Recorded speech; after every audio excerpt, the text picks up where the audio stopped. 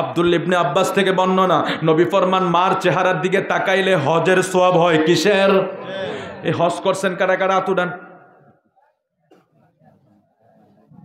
আল্লাহু আকবার। একটু একটু তাকবীর দেই। নারে তাকবীর, নারে রিসালাত, নারে রিসালাত। এই গোলামও গিয়েছি, এই জন্য তাদেরকে আমি একটু চেহারাটি দেখতে চাইছি। আমার তো বয়স বেশি না, আমি তাদের সন্তানের বয়স হব। হজ কি কষ্ট, না গেলে আপনাদেরকে বুঝাতে পারবো না। বেশি না 5 দিন বাইরে থাকতে পারলে আপনার হজ হয়েছে। আর সেখানে রৌদ্র কি জানেন? আপনি 1 মিনিট ছাতা ছাড়া থাকতে পারবেন না। জুতা ছাড়া পাওটা ফিজে লাগাইছেন, আপনার পাও ফিজে লেগে যাবে, এত গরম। আর কত মানুষের ইন্তেকাল হয়, 5 জন 10 জন 20 জনের জানাজা হয়। হাজী সাহেবরা যারা গিয়েছেন একসাথে 5, 10, 20 জনের জানাজা হয় হেরাম শরীফে, মদিনা শরীফে। নিজেও এই 24-এর বড় হজে গিয়েছে, আলহামদুলিল্লাহ যাওয়ার তৌফিক হয়েছে। আল্লাহ পাকের এক মেহেরবানিতে হয়েছে, নিজের টাকা পয়সা না, আল্লাহর এক মেহেরবানি হয়েছে। তো হজ যে কি কষ্ট, একবার গেলে বুঝবেন আমার নবীর হাদিসের মূল্য। সুবহানাল্লাহ। আজকের ছেলেরা বহুবার ওয়াজটা শুনেছেন, জিরোইনবাসী বহুবার হাদিসটা শুনেছে, মাওলানা সাহেব বহুবার ওয়াজ করেছে, সালাউদ্দিন মামুন ফারুকি সাহেব ওয়াজ করেছে, আব্দুল লতিফ সালি সাহেব, মেহেদি হাসান ফারুকি সাহেব। আজকে আমার ভাইদের নামগুলি আমি সেভাবে বলতে পারি নাই সময়ের অভাবে। ওই মাওলানারাও বারবার ওয়াজ করে, ও জিরোইনের ভাই বাবারা, তোমরা যদি মায়ের চেহারার দিকে একবার তাকাও, যেই হজ করতে কলিজা ফাঁকা আর শরীরের রক্ত ফানি হইয়া যায়, যেই হজ করতে যায়া কত মানুষের ইন্তেকাল হয়। মুজদালিফা তাইকা মানুষগুলি যখন জামরার দিকে হাঁটা শুরু করে, এই নিজের 2 চোখে দেখছি কত মানুষ ফ্লোরের ভিতরে পয়রা গড়াগড়ি করে, পানির জন্য চিৎকার ছাড়ে, কত মানুষ এখানে মারা যায়। মানুষের খবর কে কার খবর নিবে? লক্ষ লক্ষ মানুষ জামরার দিকে রওনা হইয়া গেছে, কত মানুষের ইন্তেকাল দেখছি।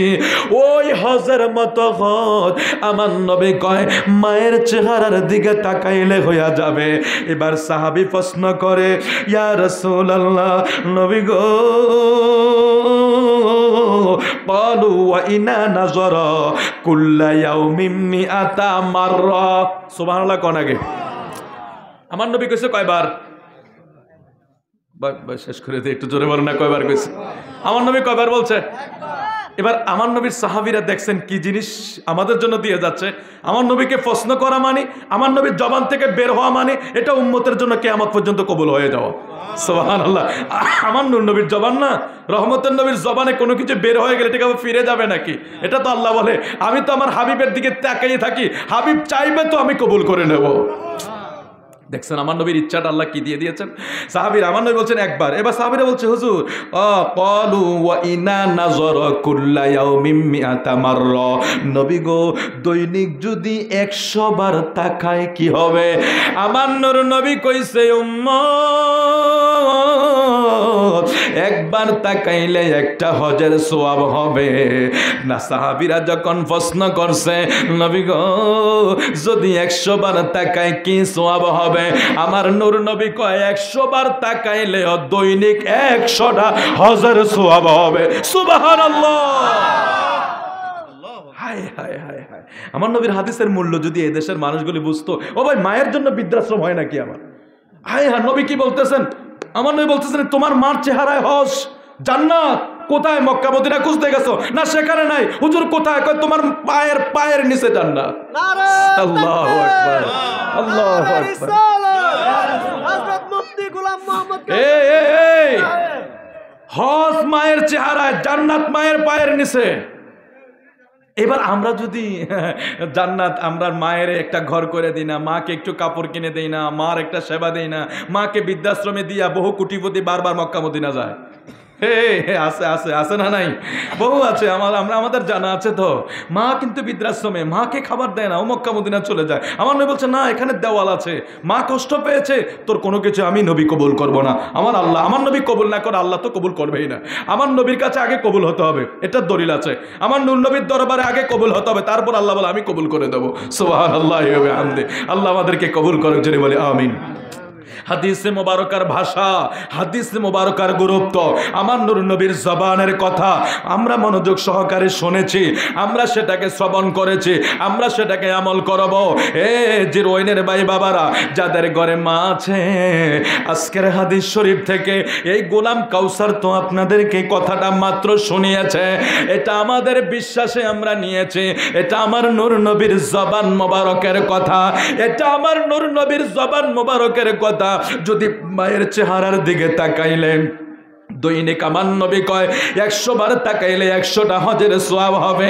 এই জন্য আমার নবীর হাদিস অনুযায়ী আপনাদের কাছে আমি হাত জোর করে বইলা যাই, আমরা নিজেরাও যখন বাড়িতে যাই, মাকে আমি এখনো হাদিয়া দেই, বাবাকে হাদিয়া দেই।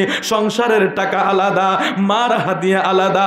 অনেক সময় বাবা কিন্তু বৃদ্ধ হয়ে যাওয়ার কারণে বাবার একটু চা খাইতে মনে চায়, বাবার একটু আলাদা কিছু খাইতে মনে চায়, কিন্তু বাবার ইনকাম যখন বন্ধ হয়ে যায়, সন্তানের কাছে চাইতে বাবা লজ্জা পায়।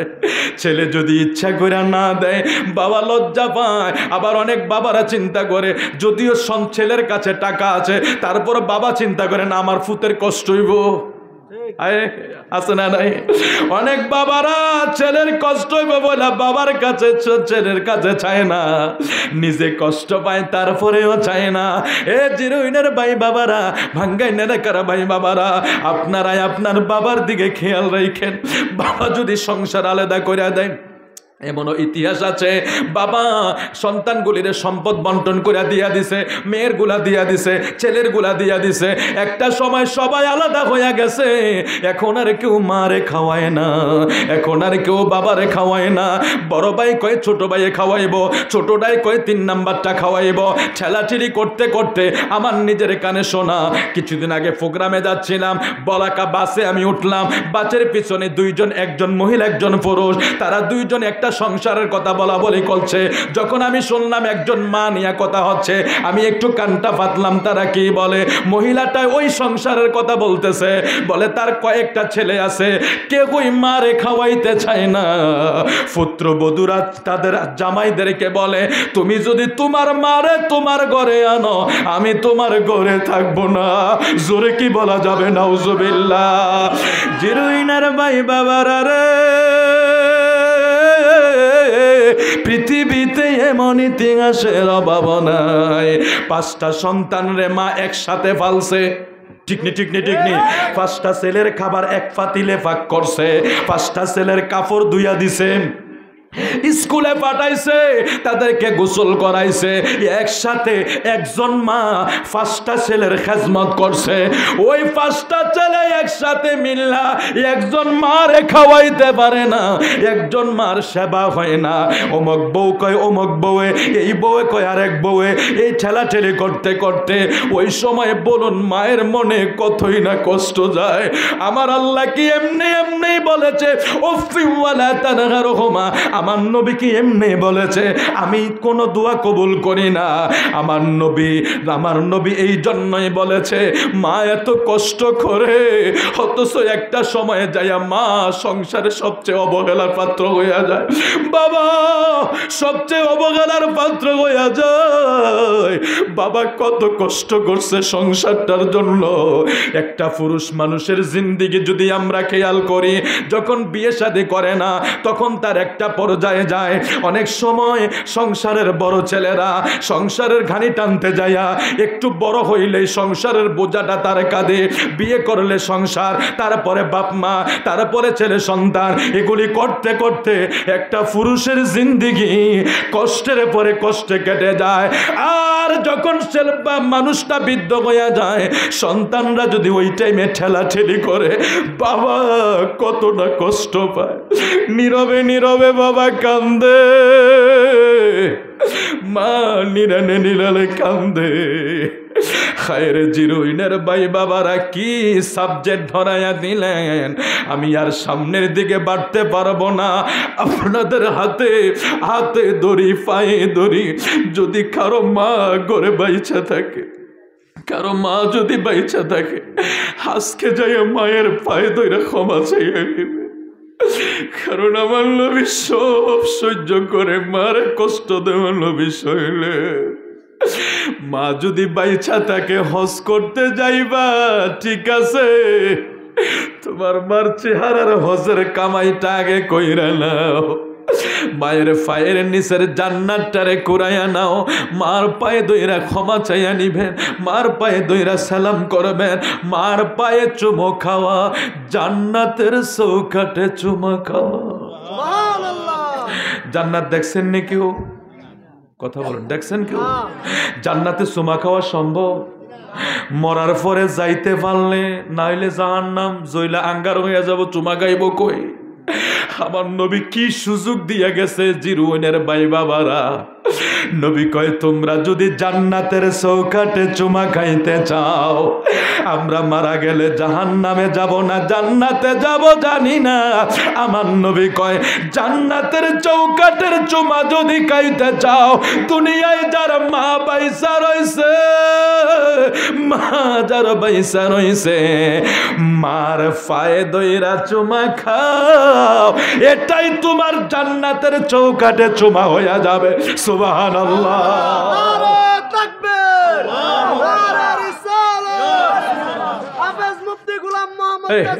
বাবা বাবা যারা মা বাবা নাই আপনারা কি করবেন? এগুলি মাসালা শিখে রাখুন। নবীজি বলছেন সপ্তাহে একবার হলেও বাবা মার কবর জিয়ারত করা আমার নবীর নির্দেশ। মনে থাকবে তো ইনশাআল্লাহ? এখন ইউটিউব মৌলবীদের কথাবার্তা শুনে আপনাদের ইমানকে নষ্ট করবেন না। আমার নবী বলছে একটা সময় আসবে বৃষ্টির মতো জমিনে, বৃষ্টি যেভাবে পড়ে না এভাবে জমিনে ফিতনা ছড়াবে। আপনাদের এলাকায় মিলাদ আছে, কেয়াম আছে, মিলাদুন্নবী আছে, নবীজির সম্মান আছে, জিয়ারত আছে, 4 দিন আছে, 40 আছে।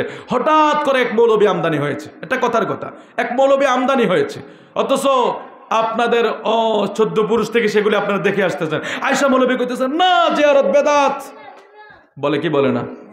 জিয়ারত বেদাত, কোরআন তেলাওয়াত বেদাত। হ্যাঁ কি হলো ভাই তুই করতে আইছ?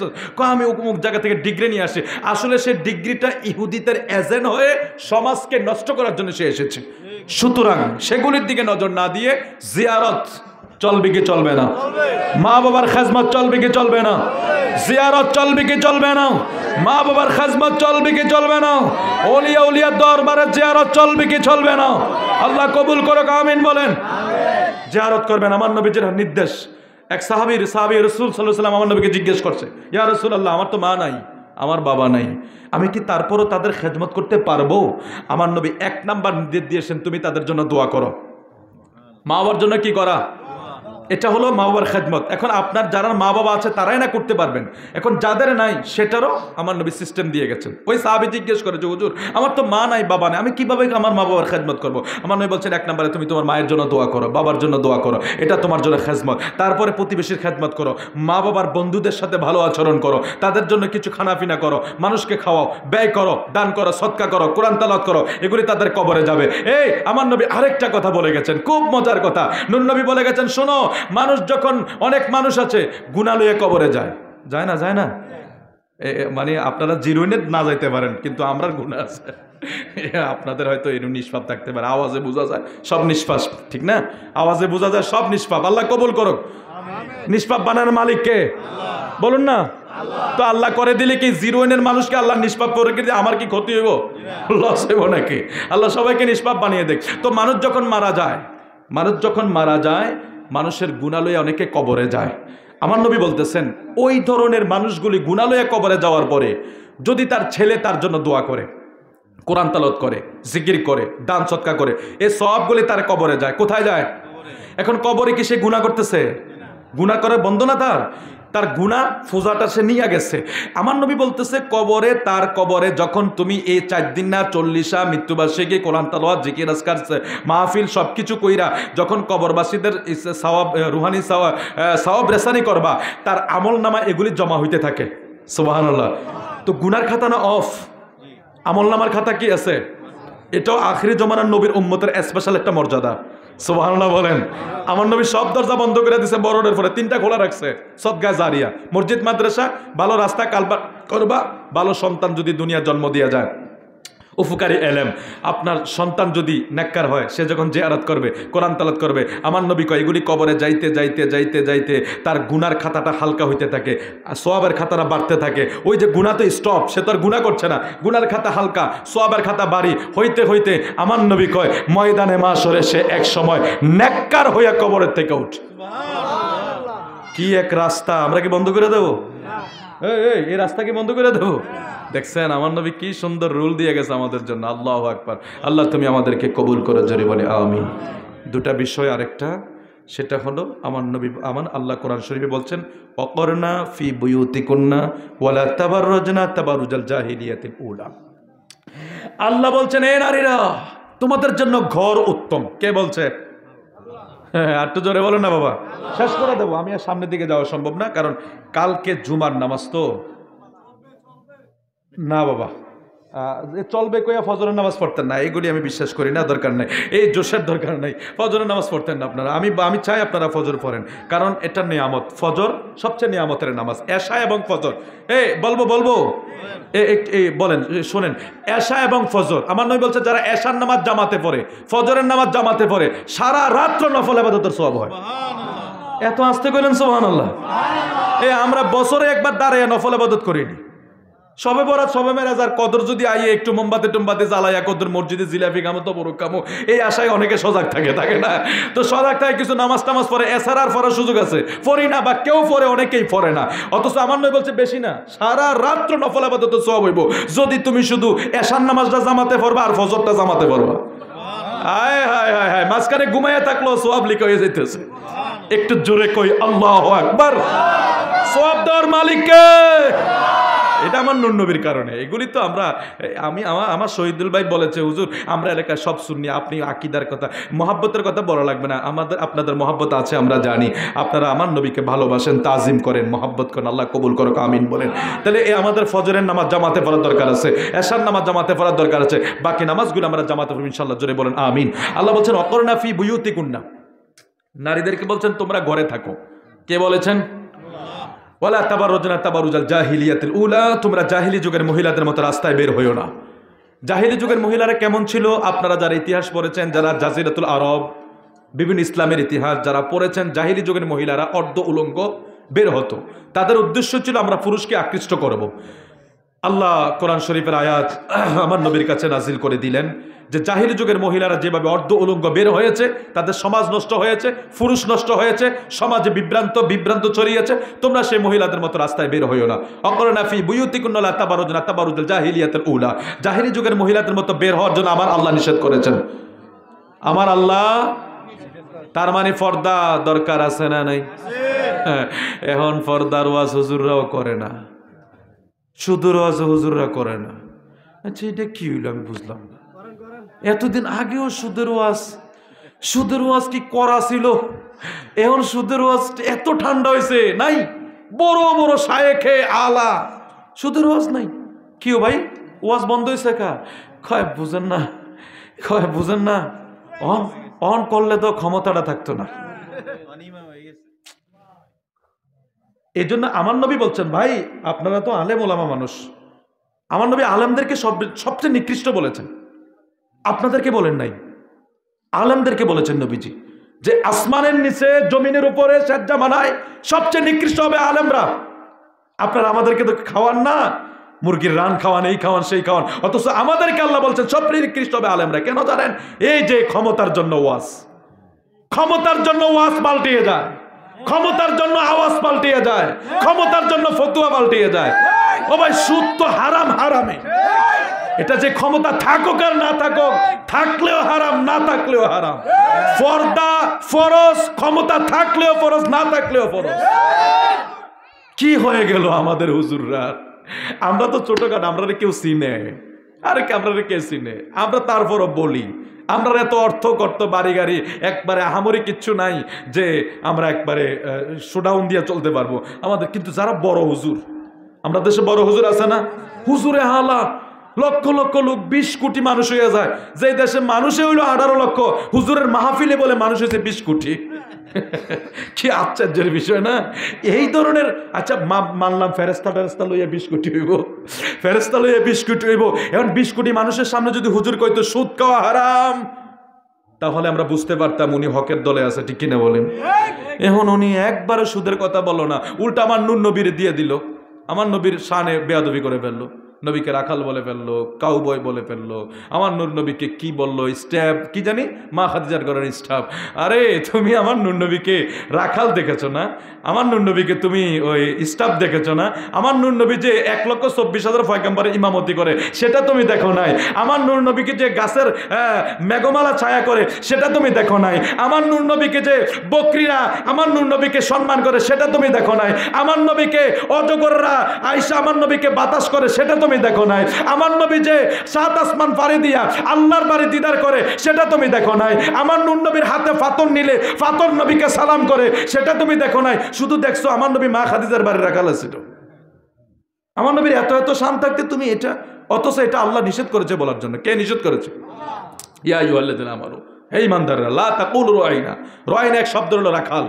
যখন আমার নবী সাহাবীর এক সময় বলতো ইহুদির একটা সুযোগ নিয়ে আমার নবীকে রাখাল বলেছিল, তখন আল্লাহ নিষেধ করে দিয়েছেন, আজ থেকে আমার নবীকে রাইনা বলে ডাকবা না। আল্লাহ নিষেধ করেছেন ডাকার জন্য, বক্তা সব ডেকে ফেলেছে। আল্লাহ নিষেধ করেছেন। কে নিষেধ করেছেন? আপনারা এত কিছু বুঝবেন না, খুব সহজ করে বলছি। এই রাখাল, এ রাখাল, রাইনা তো আরবি শব্দ, রাখাল এই শব্দ আমার নূর নবীকে বলে ডাকা নিষেধ করেছেন কে? আল্লাহ বলছেন ওয়াসমাউ, ভালো করে শুনে নাও। আল্লাহ বলতেছেন ওয়ালিল কাফিরিন আযাবুম মুহিন, তোমরা যদি করো, তোমরা কুফরি করবে, তোমরা আযাবে নিক্ষিপ্ত হবে। আল্লাহ নিষেধ করে দিয়েছেন। তাহলে আমি আসলে যে বিষয়টা বলতেছিলাম, অনেক লম্বা হয়ে যাচ্ছে। আমার ঈমান যেটা সবসময় একরকম থাকবে, ক্ষমতা থাকলে ঈমান একরকম থাকবে, না থাকলে আরেক বিষয়। এটা মনে ভাই, এবার যে বড় হোক আর ছোট হোক এটা বিষয় না, আমরা সব সময় ফর্দা ফরজ ফরজে। এখন ক্ষমতার জন্য বলবো ইচ্ছা হইলে ফর্দা করে, নাহলে করেন না। ক্ষমতার জন্য বলবো ইচ্ছা হইলে সুদ খাইয়েন, কিছু কিছু জায়েজ আছে। পায়খানা এদ্দুর, যেটা এটা পায়খানা না, এক টাঙ্কির, এটা কি এদ্দুটা না, এটারে আতর বানাইবে না, একটু আতর মাইকা চাই না, কি বলে, এটা তো অল্প, হ্যাঁ আতর মাখা যাইব। এদ্দুর হলো পায়খানা, এক টাঙ্কি হলো পায়খানা। এদ্দুর হলো সুদ, এক টাঙ্কি হলো সুদ। আমার নূর নবী কি কইছে জানেন সুদের ব্যাপারে? সুদের কয়টা? 70টা গুনাহ। তার ভিতরে সবচেয়ে নিচে মানের একবারে কম যেটা, নাউজুবিল্লাহ, আল্লাহ মাফ করে দেখ, মায়ের সাথে জেনা করা। 1 দিরহাম পরিমাণ কেউ খাইলে 36 বার মায়ের সাথে জেনার গুনাহ হয়। এত বড় একটা পাপের কাজ আমাদের হুজুরা বন্ধ করে দিল ওয়াজটা। এই দুঃখটা কলজারা সামাল দিতাম পারি না। আবার আমরা এক হুজুর সুদূর ওয়াজ করেন, তারপরে নামে মামলায় দিয়ে লেছে, কি রে সুদূর ওয়াজ করলো। যাই হোক, আল্লাহ মাফ করে দেখ আমাদেরকে। বাবা, ঈমান সবসময় একরকম থাকবে, ফরজ ফরজে, হারাম হারামে, ঠিক আছে ইনশাআল্লাহ। আল্লাহ আমাদের মানেন না মান এটা পরের বিষয়, ঠিক কিনা বলেন? কিন্তু অস্বীকার করা, অবহেলা করা, ক্রিটিসাইজ করা, বেঈমান হয়ে যাওয়া, কথাটা বুঝতে পারছেন? আমরা সবাই এখন সুদের সাথে কেউ না কেউ কোনো না কোনোভাবে দেশের পদ্ধতির কারণে হোক আমরা জড়িত হয়ে যাচ্ছি। এটা হলো এক বিষয়, আর ইচ্ছা করে খাওয়া হলো আরেক বিষয়। আবার জায়েজ করে দেওয়া, ইমাম বানানো, এটা কিন্তু আরো কঠিন খারাপ জিনিস। ফর্দা ফরজ আমার মায়ের অনেকে করে, অনেকে করে না, কিন্তু এর অর্থ এই না আমরা এটাকে ব্যান করে দেবো নাকি। আলোচনা চলবে ইনশাআল্লাহ। বলেন, আল্লাহ বলেছেন তোমরা ঘরে থাকো, জাহেরি যুগের মহিলাদের মতো তোমরা বের হইও না, তোমরা ঘরে অবস্থান করো। তারপরে মহিলাদের পর্দা অবশ্যই। আরেকটা হাদিস শরীফ বলে দেই, আমার নবীজি মজলিসে আলোচনা করছেন যে আমার নবী বলতেছেন, এ সাহাবীরা শোনো, তোমরা আমাকে বলো কোন নারীরা সর্বোত্তম। প্রশ্ন করছেন সাহাবীদেরকে নূর নবীজি, সবাইকে। কেউই জবাব দিতে পারলেন না। মজলিস থেকে আলী কাররামুল্লাহ ওয়াজহু, আসাদুল্লাহিল গালিব, মাওলা আলী উঠে দৌড় দিলেন মা ফাতেমাতুজ জাহরার কাছে। মা ফাতেমাতুজ জাহরার কাছে গিয়ে বলে, ফাতেমা, আমার নূর নবী একটা প্রশ্ন করেছে, কোন নারীরা উত্তম। তো কেউই জবাব দিতে পারে না, তুমি বলে দাও না। দেখছেন আমার নবীর আশা, আমার মাওলা আলী তো এলেমের দরজা, আনা মাদিনাতুন ইলমিন ওয়া আলিজুন বাবুহা। আমার নবী এলেমের শহর, আর আলী হইল এলেমের দরজা। সুবহানাল্লাহ, কি কইতেন না? আমার নবীর এলেম কি তুলনা আছে নাকি?